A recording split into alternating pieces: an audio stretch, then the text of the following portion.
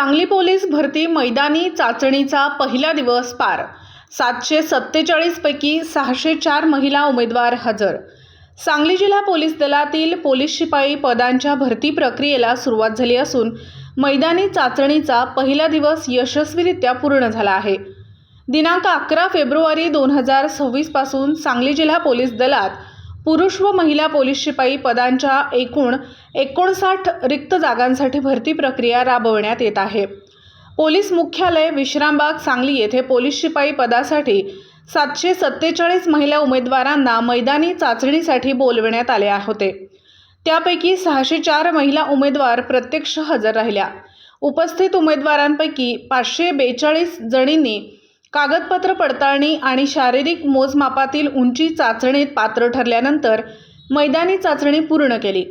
ही संपूर्ण भरती प्रक्रिया माननीय पोलीस अधीक्षक संदीप घुगे व माननीय अप्पर पोलीस अधीक्षक कल्पना बारवकर यांच्या मार्गदर्शनाखाली पार पडत आहे। भरती प्रक्रियेसाठी सांगली जिल्हा पोलीस दलातील 5 पोलीस उपअधीक्षक, 14 पोलीस निरीक्षक, 22 सहाय्यक पोलीस निरीक्षक किंवा पोलीस उपनिरीक्षक तसेच 220 पोलीस अंमलदार बंदोबस्तासाठी तैनात करण्यात आले आहेत। याशिवाय पोलीस अधीक्षक कार्यालयातील सर्व मंत्रालयीन कर्मचारी देखील कार्यरत आहेत। दिनांक 12 फेब्रुवारी 2026 रोजी सकाळी 5:30 वाजता 1214 पुरुष उमेदवारांना बोलवण्यात आले असून त्यांच्या ऑनलाईन ओळख प्रवेशपत्रावरून ओळख पटवून प्रवेश दिला जाणार आहे। त्यानंतर कागदपत्र पडताळणी, शारीरिक मोजमापे आणि मैदानी चाचणी प्रक्रिया पार पडणार आहे। भरती प्रक्रिया पूर्णपणे पारदर्शक ठेवण्यासाठी संपूर्ण चाचणी व्हिडिओग्राफी व CCTV चित्रीकरणाखाली राबविली जात आहे। उमेदवारांनी कोणत्याही प्रकारच्या आमिषाला बळी पडू नये तसेच भरती प्रक्रियेबाबत कोणताही संभ्रम असल्यास सांगली पोलीस अधीक्षक कार्यालयाशी संपर्क साधावा असे आवाहन करण्यात आले आहे।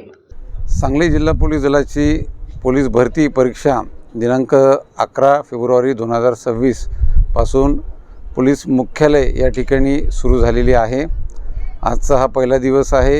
एकूण 747 महिला उमेदवार आजच्या मैदानी चाचणीमध्ये या ठिकाणी सहभागी झालेले आहेत।